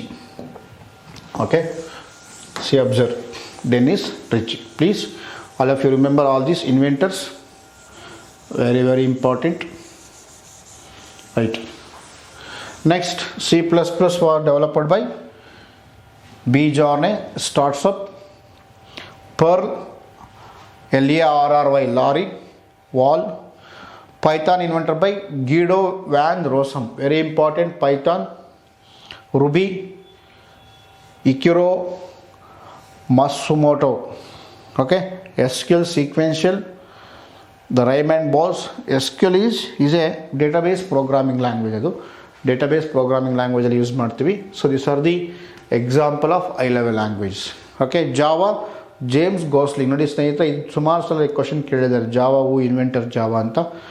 James Gosling. Okay, next, ಇದು ಕನ್ನಡದ ಸ್ನೇಹಿತರೆ. Please go through once all of you.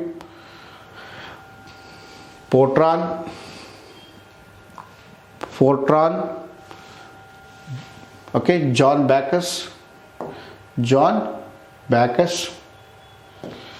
Fortran inventor. ಯಾರು? Fortran inventor. John. Lisp,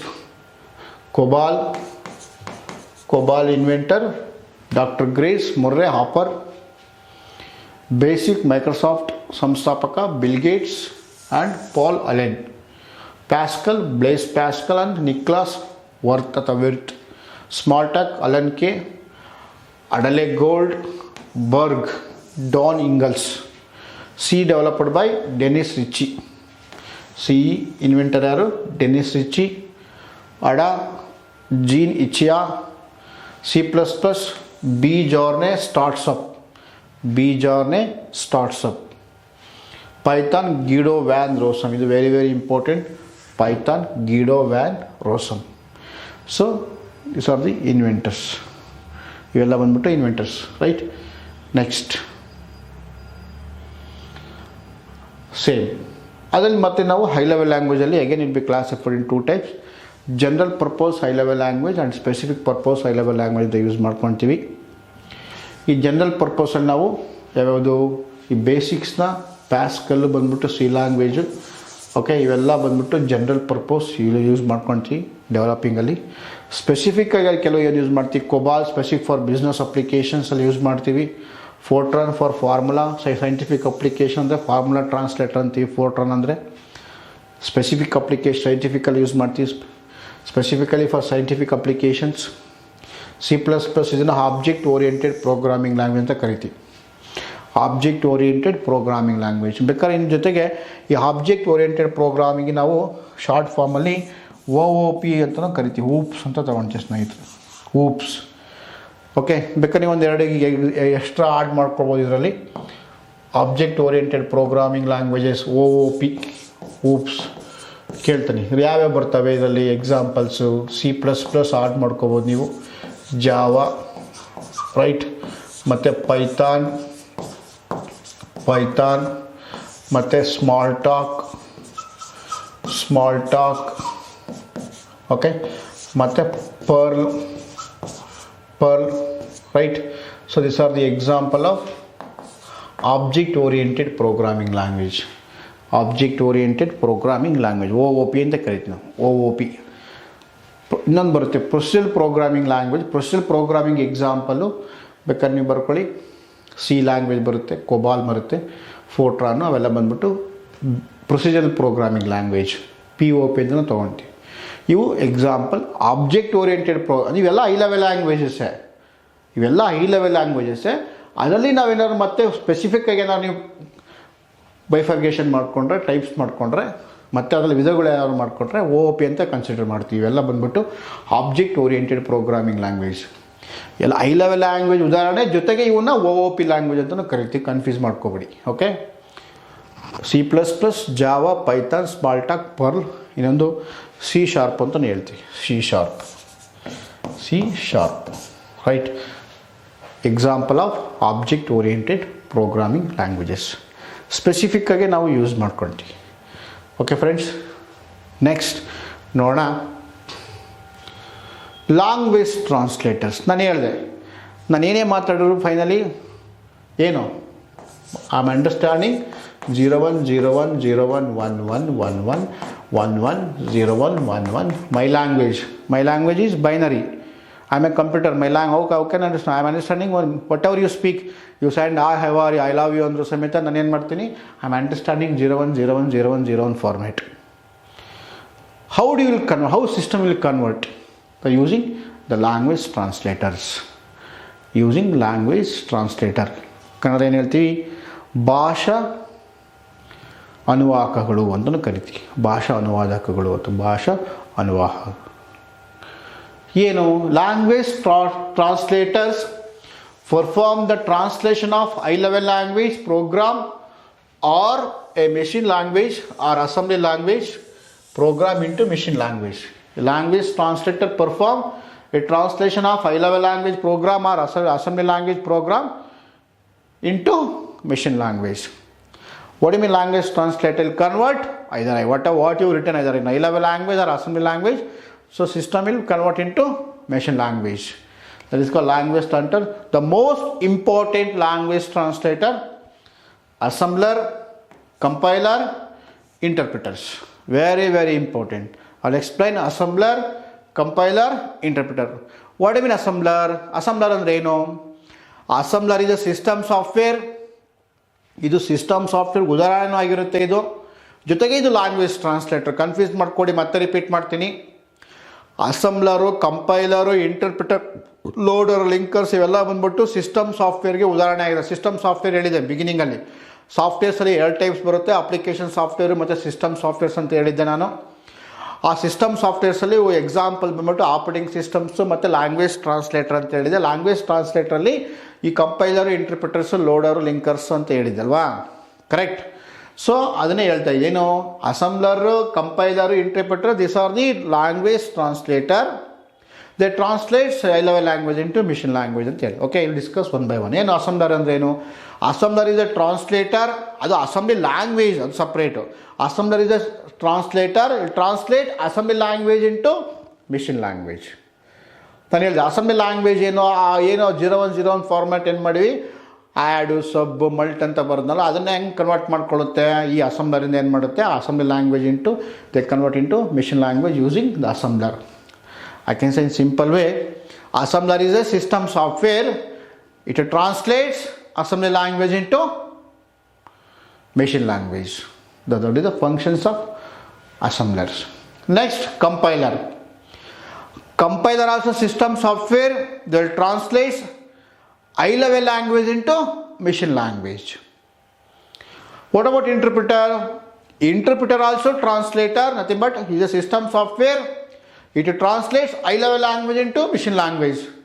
sir, ನೀವು ಕಂಪೈಲರೂ ಅದನ್ನೇ ಹೇಳಿದ್ರಿ ಮತ್ತು ಇಂಟರ್ಪ್ರಿಟರು ಅದನ್ನೇ ಹೇಳ್ತಾ ಇದ್ದೀರಾ, ಎರಡು ಹೈ ಲೆವೆಲ್ ಲ್ಯಾಂಗ್ವೇಜಿಂದ machine language. Yes, correct. Both are is a system software, both are will translates high level language into machine language. ಹಂಗಾರೆ ಮೇಜರ್ ಡಿಫರೆನ್ಸ್ ಏನು ಕಂಪೈಲರ್ಗೂ ಇಂಟರ್ಪ್ರಿಟರ್ಗೂ? See, compiler and interpreter both are translator. It translates high level language into machine language. High level language into machine language. What are the major difference? See, compiler will translate entire line at a time, but interpreter will translate word by word. That is the major difference between compiler and interpreters. Okay, friends, we'll see one by one. See, assembler is a translator or system software which translates the program written in assembly language into machine language. Assembler ಎನ್ನುವುದು system software ಆಗಿದ್ದು ಅದು assembly ಭಾಷೆಯಲ್ಲಿ ಬರೆದ ಪ್ರೋಗ್ರಾಮ್ಗಳನ್ನು machine ಅಂದರೆ ಯಂತ್ರ ಭಾಷೆಗೆ ಅನುವಾದಿಸುತ್ತದೆ. ಏನು ಅಸೆಂಬ್ಲರ್ ಅಂದರೆ ಅಸೆಂಬ್ಲರ್ ಎನ್ನುವುದು ಒಂದು ಸಿಸ್ಟಮ್ ಸಾಫ್ಟ್ವೇರ್ ಆಗಿದ್ದು ಅದು ಅಸೆಂಬ್ಲಿ ಭಾಷೆಯಲ್ಲಿ ಬರೆದ ಪ್ರೋಗ್ರಾಮ್ಗಳನ್ನು ಯಂತ್ರ ಭಾಷೆಗೆ ಅನುವಾದಿಸುತ್ತದೆ. ಹಾಗಾದರೆ ಉದಾಹರಣೆಗಳು ಯಾವುವು ಸರ್? ಒಂದೆರಡು ಎಕ್ಸಾಂಪಲ್ ಹೇಳಿ ಸರ್ ಅಸೆಂಬ್ಲರ್ಸ್ ಯಾವ ಅಂದರೆ please note down. Right, MASM ಅಂದರೆ macro assembler,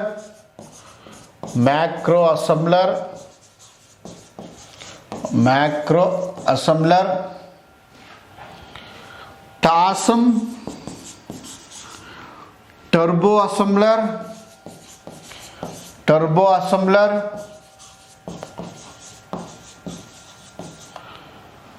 FASM, FASM, flat assembler,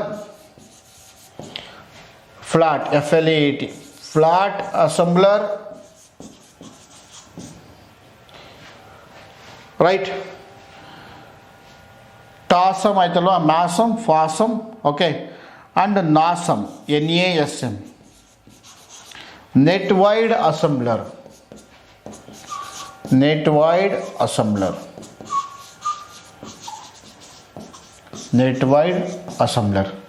So these are the example of assemblers: MASM, NASM, TASM, ಫಾಸಮ್.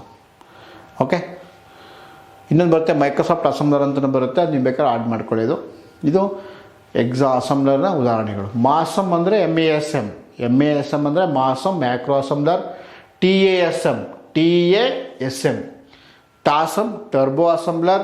ಫಾಸಮ್ FASM flat assembler. NASM net wide assembler. NASM net wide assemblers. This are the examples of assemblers. ಇವೆಲ್ಲ ಅಸೆಂಬ್ಲರ್ನ ಉದಾಹರಣೆ. ಏನು assembler ಕೆಲಸ ಏನು ಮಾಡುತ್ತೆ? Assembler ಎನ್ನುವುದು system software ಆಗಿದ್ದು ಅದು ಅಸೆಂಬ್ಲಿ ಭಾಷೆಯಲ್ಲಿ ಬರೆದ ಪ್ರೋಗ್ರಾಮ್ಗಳನ್ನು ಯಂತ್ರ ಭಾಷೆ ಅಂದರೆ ಮಿಷಿನ್ ಲ್ಯಾಂಗ್ವೇಜ್ಗೆ ಅದು ಕನ್ವರ್ಟ್ ಮಾಡ್ಕೊಳ್ಳುತ್ತೆ. ಏನು ಯಂತ್ರ ಭಾಷೆ ಅಂದರೆ 0 ಮತ್ತು 1, 010101 format. Okay, right. Next, compiler. I told already. Compiler is a system software that translates source code written in high level language into object code which is in machine language. ಹಾಗಾದರೆ ಏನು? Compiler system software ಆಗಿದ್ದು ಅದು ಉನ್ನತ ಮಟ್ಟದ ಭಾಷೆಯಲ್ಲಿ ಬರೆದ ಮೂಲ ಕೋಡನ್ನು ಯಂತ್ರ ಭಾಷೆಯಲ್ಲಿ ಬರೆದ ಆಬ್ಜೆಕ್ಟ್ ಕೋಡ್ಗೆ ಏನು ಮಾಡುತ್ತೆ? ಅನುವಾದಿಸುತ್ತದೆ. A compiler is system software. It translates a source code written in high level language into object code which is machine language. Compiler system software ಆಗಿದ್ದು ಇದು ಉನ್ನತ ಮಟ್ಟದ ಭಾಷೆ ಅಂದರೆ ಹೈ ಲೆವೆಲ್ ಲ್ಯಾಂಗ್ವೇಜ್. ಉನ್ನತ ಮಟ್ಟದಲ್ಲಿ ಬರೆದ ಮೂಲ ಕೋಡನ್ನು ಯಂತ್ರ ಭಾಷೆಯಲ್ಲಿರುವ ಆಬ್ಜೆಕ್ಟ್ ಕೋಡ್ಗೆ ಅನುವಾದಿಸಲಾಗುತ್ತದೆ. ಆಬ್ಜೆಕ್ಟ್ ಕೋಡ್ಗೆ ಏನು ಮಾಡುತ್ತೆ? ಅದು ಕನ್ವರ್ಟ್ ಮಾಡುತ್ತೆ. ನೀವು ಈ ಥರ ಬರ್ಕೋಬೋದು. ಏನು? Object code. ರೈಟ್. ಸೊ ಇದು ಸೋರ್ಸ್ ಕೋಡ್ ಅಂತ ಹಾಕ್ಕೊಳ್ಳಿ. ನೀವೇನು ಬರೀತೀರಾ ಅದು ಸೋರ್ಸ್ ಕೋಡ್. ಇಲ್ಲೇನು ಮಾಡುತ್ತೆ? ಇದು ಕಂಪೈಲರ್ ಇದು ಟ್ರಾನ್ಸ್ಲೇಟ್ ಮಾಡುತ್ತೆ. ಯಾವುದಕ್ಕೆ? ಆಬ್ಜೆಕ್ಟ್ ಕೋಡಾಗಿ ಟ್ರಾನ್ಸ್ಲೇಟ್ ಮಾಡುತ್ತೆ. ಆಬ್ಜೆಕ್ಟ್ ಕೋಡಾಗಿ ಏನು ಮಾಡುತ್ತೆ? ಇದು ಟ್ರಾನ್ಸ್ಲೇಟ್ ಮಾಡುತ್ತೆ. So this are the okay compiler. Main difference ಏನಪ್ಪ ಅಂದರೆ entire text will translate at A time. ಒಂದು ಲೈನ್ ಎಂಟೈರ್ ಲೈನ್ ಮಾಡಿ ಇಮಿಡಿಯೇಟ್ ಏನು ಮಾಡುತ್ತೆ? ಎಕ್ಸಿಕ್ಯೂಟ್ ಮಾಡುತ್ತೆ. ಅದು ಮೇಜರ್ ಡಿಫ್ರೆನ್ಸ್ ಕಂಪೈಲರ್ಗೂ ಮತ್ತು ಇಂಟರ್ಪ್ರಿಟರ್ಸ್ಗೆ. ಕಂಪೈಲರ್ ಏನು? ಕಂಪೈಲರ್ ಅಂದರೆ compiler is A system software that translate source code in high level language into object code which is in machine language. Compiler and interpreter both are translator. It translates high level language into machine language. ಹಾಗಾದರೆ major difference ಏನು ಕಂಪೈಲರ್ಗೂ ಮತ್ತು ಇಂಟರ್ಪ್ರಿಟರ್ಗೂ ಅಂದರೆ ನೋಡಿ, compiler ಏನು ಮಾಡುತ್ತೆ? It translates program one statement. It translates program in one statement translates program in one statement. Okay, so but interpreter takes a single line of code for executions. Sorry, ಇದು interpreter ಇದು interpreters ಏನು ಮಾಡುತ್ತೆ ಇದು interpreter it translates. Okay, it translates program one statement at a time. Interpreter takes single line of code for executions. Interpreter usually takes less amount of time to analyze the source code. And best example is JavaScript and Python and Ruby. Python and Rubies. Right?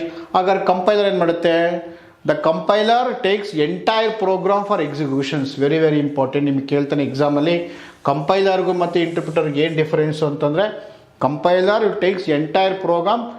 Okay, but ಅದೇನಾಗುತ್ತೆ interpreter only one statement but word by word ಅದು translate ಮಾಡುತ್ತೆ. But compiler it translates entire program for execution, entire program and translate all into the machine code.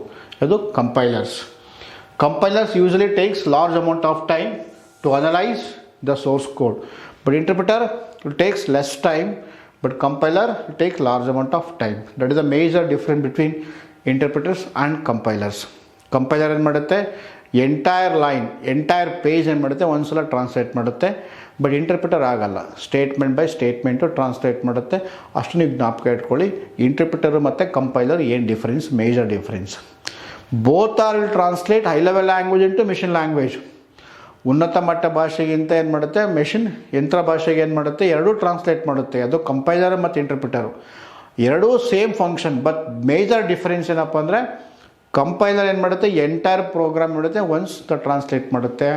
But interpreter ಏನು ಮಾಡುತ್ತೆ statement by statement translate ಮಾಡುತ್ತೆ. So that is the major difference between compiler and interpreters. Examples compiler C++, Scala, Java ಇವೆಲ್ಲ ಬಂದ್ಬಿಟ್ಟು ನಾವು compiler ಅಂತ ಕರಿತೀವಿ. Right. Interpreters Python ಬರುತ್ತೆ. Okay, ಇವೆಲ್ಲ ಬಂದ್ಬಿಟ್ಟು interpreters examples. Python, right, Ruby, PHP, JavaScript. Okay, JavaScript ಅಂತ ಹೇಳ್ತೀವಿ. Right, JavaScript. So these are the examples of right interpreters. ಯಾವುದು Python, PHP, Ruby, right, JavaScript ಇವೆಲ್ಲ ಬಂದ್ಬಿಟ್ಟು ಅದಕ್ಕೆ ಇಂಟರ್ಪ್ರಿಟರ್ಗೆ examples. Interpreter it takes single line of code for executions, but interpreters usually takes less amount of time to analyze the source code, but compiler to take entire page, entire line at a time. Okay, this is a major difference between compiler and interpreters. Next, last one, linker. ಏನು linker ಅಂದರೆ, linker is system software which links the modules or program segments together so that they can be executed properly with proper reference. ಏನು linker ಎನ್ನುವುದು system software ಆಗಿದ್ದು ಅದು ಮಾಡ್ಯೂಲ್ಗಳು ಅಥವಾ program ವಿಭಾಗಗಳನ್ನು ಒಟ್ಟಿಗೆ ಲಿಂಕ್ ಮಾಡುತ್ತದೆ. ಇದರಿಂದ ಅವುಗಳನ್ನು ಸರಿಯಾದ ಉಲ್ಲೇಖದೊಂದಿಗೆ ಸರಿಯಾದ ಕಾರ್ಯಗತಗೊಳಿಸಬಹುದು. ಏನು ಲಿಂಕರ್ ಅಂದರೆ, ಸಿಂಪಲ್ ತಿಳ್ಕೊಳ್ಳಿ. ಲಿಂಕರ್ ಅಂದರೆ ಈ ಲಿಂಕ್ ಟು ಮಾಡ್ಯೂಲ್ಸ್ ಅಷ್ಟೇ. ಲಿಂಕರ್ ಅಂದರೆ ಏನೋ ಎರಡು ಮಾಡ್ಯೂಲ್ನ ಲಿಂಕ್ ಮಾಡೋದಕ್ಕೆ ಹೆಲ್ಪ್ ಮಾಡುತ್ತೆ. ಅದನ್ನೇಂತ ಕರಿತೀವಿ ನಾವು linkers. Linker is a system software which links the modules. That word important. Links the modules are program segments. ಆ ಪ್ರೋಗ್ರಾಮ್ ಸೆಗ್ಮೆಂಟ್ಸ್ ಏನು ಮಾಡುತ್ತೆ, ಅದು ಲಿಂಕ್ ಮಾಡುತ್ತೆ. Together they can be executed properly with proper reference is called as linker. Right. Next, loader.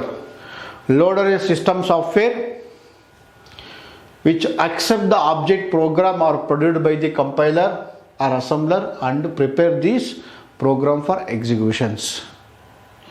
Linker ಬಗ್ಗೆ ಗೊತ್ತಾಯ್ತಲ್ವಾ? ಏನೋ ಎರಡು ಮಾಡ್ಯೂಲ್ನ ಅಥವಾ ಎರಡು ಪ್ರೋಗ್ರಾಮ್ ಸೆಗ್ಮೆಂಟ್ನ ಲಿಂಕ್ ಮಾಡೋದಕ್ಕೆ ಅಂತ ಕರಿತೀವಿ ನಾವು, ಲಿಂಕರ್ ಅಂತೀವಿ. ಲೋಡರ್ ಏನು ಮಾಡುತ್ತೆ, ಇದು ಹೆಲ್ಪ್ ಮಾಡುತ್ತೆ ಪ್ರೋಗ್ರಾಮ್ಸ್ನ ಎಕ್ಸಿಕ್ಯೂಟ್ ಮಾಡೋದಕ್ಕೆ help ಮಾಡೋದು ನಡೀತದೆ. But that is called as loader. Loader is a system software which accepts the object program produced by the compiler or assembler and prepare these program for executions.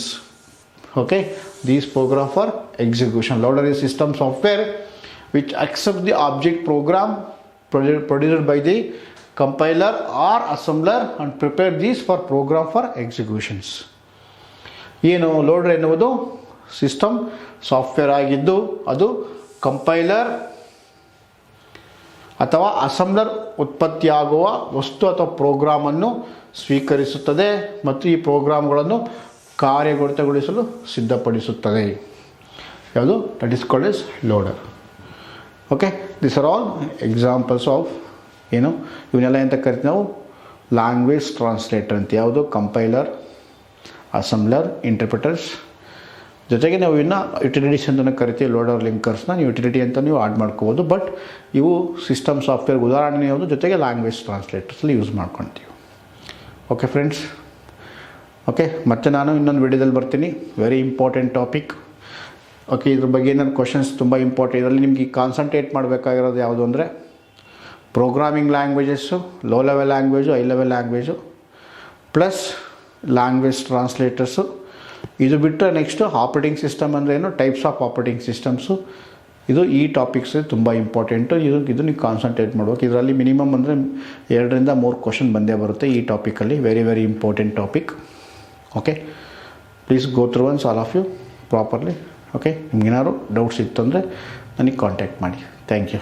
ಮತ್ತೆ ಬರ್ತೀನಿ ಇನ್ನೊಂದು ವಿಡಿಯೋದಲ್ಲಿ. Very important topic. Okay, algorithm ಅಂದ್ರೇನು, flow chart ಅಂದ್ರೇನು, so ಅದನ್ನೆಲ್ಲ discussion ಮಾಡೋಣ. ಆ topic name problem solving methods ಅಂತ ಕರಿತೀವಿ. Problem solving technique or problem solving methodology. Okay ಸ್ನೇಹಿತರೆ, ಥ್ಯಾಂಕ್ ಯು ಫಾರ್ ಆಲ್.